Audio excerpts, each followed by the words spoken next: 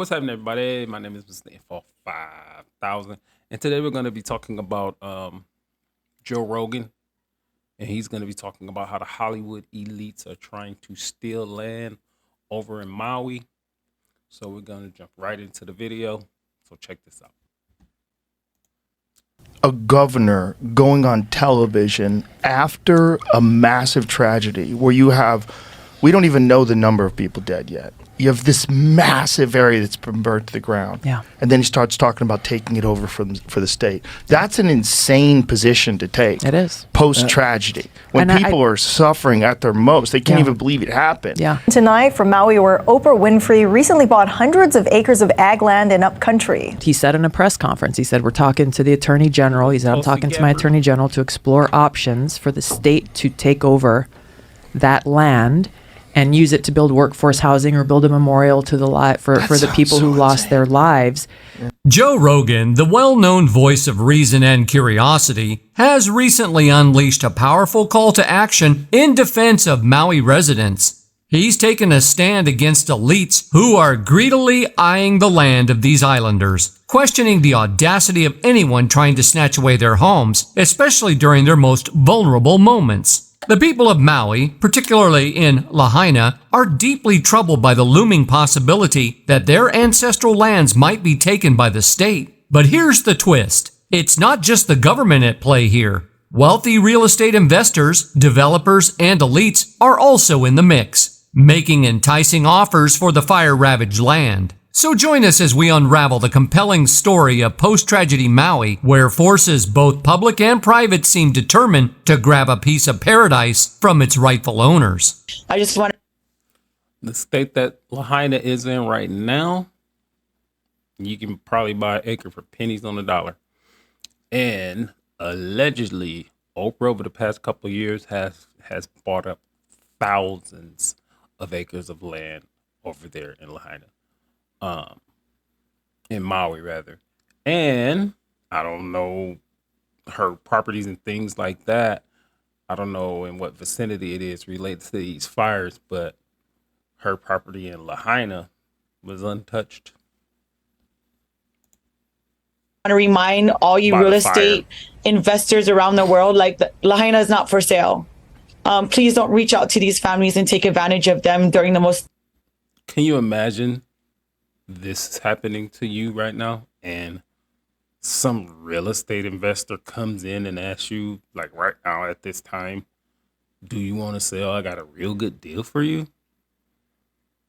Maybe you're missing loved ones, or you know somebody that's missing loved ones or family members or something like that. And a real estate investor is going to be so insensitive and come in and ask, well, you want to sell your property? What kind of shit is that? Devastating time of our lives. Just recently, Joe Rogan invited Tulsi Gabbard, who represented Hawaii's 2nd Congressional District in the U.S. from 2013 to 2021, to his show, The Joe Rogan Experience. During their conversation, they delved into the response to the devastating fires that struck Maui. What's really eye-popping is that Joe Rogan brought up some concerning allegations about someone attempting to take away the land belonging to Maui's residents. And surprisingly, Tulsi confirmed Joe's suspicions right there on the show.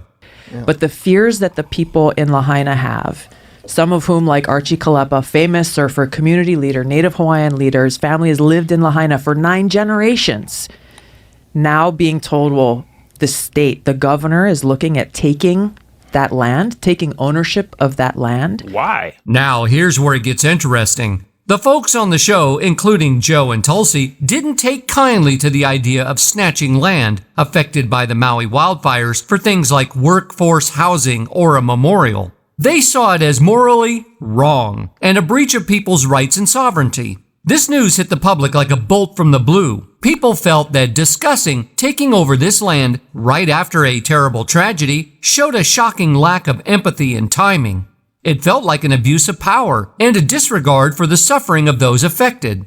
Tulsi pointed out that while the state was trying to grab land from folks, they were offering some money to help them survive. She thought it was insane. You see, Hawaii already has the highest cost of living in the whole country. So it was like a slap in the face when the lead disaster response person from the Biden administration proudly said they were giving everyone a measly $700 payment. Tulsi Gabbard. $700 payment. And that's per family. What I don't know what to say about that. But Ukraine is getting hundreds of billions of dollars. I mean, I know why, because the military industrial complex is running things and they don't care about the common everyday citizen. But $700, you might as well offer $5 in all quarters. It's the equivalent.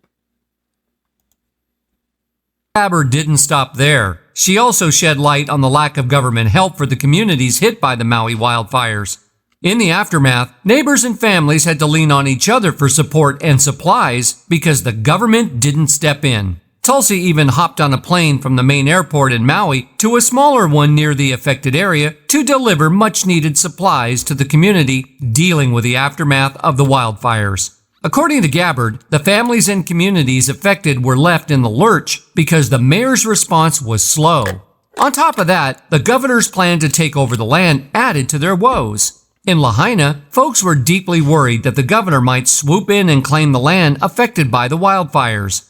This struck fear into the hearts of a community that had called that land their home for generations. I don't know if they're going to talk about this in this video, but Oprah and The Rock started a fund called the People's Fund that they said they're going to give money directly to the residents, right?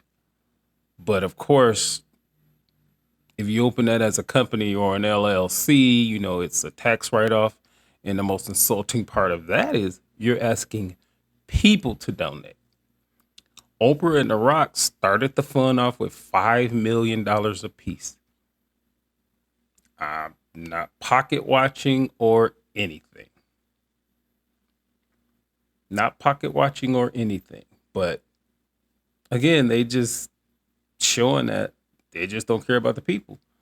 $5 million apiece. Something tells me, just guessing, $5 million for Oprah or The Rock is like $50 for me and you. Well, shoot. No, it ain't. No, it ain't. $50 is big. I'm going to take that back. I'm going to say probably like, shoot, probably like $300 for us regular folks to just be giving away. You know what I'm saying? So, and then they're calling on us regular folks to donate to the fund. No, Oprah, no, Rock, y'all donate. Y'all fill the whole fund. Here's how y'all do it. Y'all set a goal of whatever. Let's say $50 million. $50 million. You and The Rock, get it to 49. And then you can ask whoever that was asking Oprah, how could they help? And then you can get those type of people to get the remaining amount of the fund. That sounds good to me. What really riled up the public was the unfairness of it all. They couldn't fathom how the government could try and snatch land away from the locals when celebrities like Oprah Winfrey owned vast stretches of land. In fact, it's no secret that Oprah, who spent over 15 years in Maui part-time, recently went on a property buying spree in the Aloha State. According to a report from a local news outlet, she shelled out around $6.6 million for 4 pieces of agricultural land, totaling a whopping 870 acres in Kula, Maui. 2 of these plots were even sold by Ulapalakua Ranch just last month. One plot covered 520 acres and went for $3.89 million, while the other, spanning 330 acres, cost her $2.47 million. Quite the contrast, wouldn't you say? As if that wasn't enough, towards the end of last year, Oprah Winfrey made headlines once again by acquiring 2 10-acre pieces of land, each for just $100,000. This purchase stirred up quite a mix of reactions from the local residents. Some were concerned that this acquisition might contribute to the displacement of native Hawaiians. It's worth noting that Oprah already owned over 100 acres of land in Maui, which means she now boasts ownership of roughly 1,000 acres on the island. Media are calling the buy excessive because the millionaire already owns more than 100 acres in upcountry in Hana before buying 870 more acres in Kula. Now here's where the public's frustration really kicks in. Instead of trying to push out the residents who've been through so much, people are wondering why the government doesn't make use of some of Oprah's land instead. It's almost like a logical solution staring them in the face. But that's not all. Reports are coming in that in the aftermath of the devastating wildfires, residents whose homes were reduced to ashes are getting unsolicited offers from real estate investors from off the island. These investors are trying to snap up the land that's been ravaged by the fires. These offers are being labeled as predatory by experts, mainly because they're taking advantage of the people's misfortune and desperation. This has led local authorities to step in and take action to protect residents who are not only dealing with the loss of their loved ones, but also the loss of their homes and livelihoods due to these catastrophic wildfires. Goldine Lowe, a Maui resident, got hit with a shocker. Right after the devastating wildfires, she received not one, not two, but 5 offers to buy her house. And her house wasn't even in the area burned by the fires. Wow. It was like these offers came from another planet, completely ignoring the heartache her community had just gone through.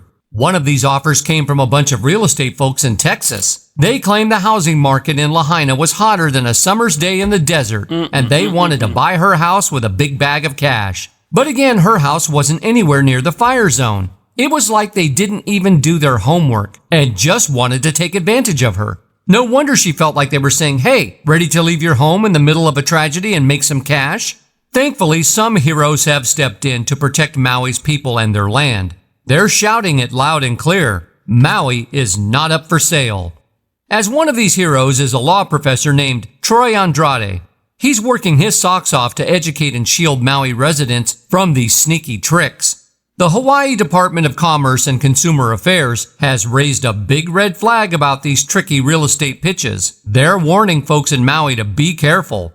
They're saying that if someone comes out of the blue offering to buy your property, you might end up with way less money than you should. These buyers can be real smooth talkers, making you feel rushed to make a decision, even when you should take your time. To make things even crazier, Hawaii's Governor Josh Green said it's now illegal for anyone to bug Mauians about selling their land. But guess what? It looks like the state itself might be joining the land-grabbing party. People in Maui are standing up, fighting to keep their land, their heritage, and their homes. They're up against not just the local government, but also bigger forces from the state and feds. This is where Joe Rogan stepped in, boldly calling out the elites for their shady dealings. Let's face it, losing your loved ones, your homes, and even your land all at once is an incredibly heart-wrenching experience.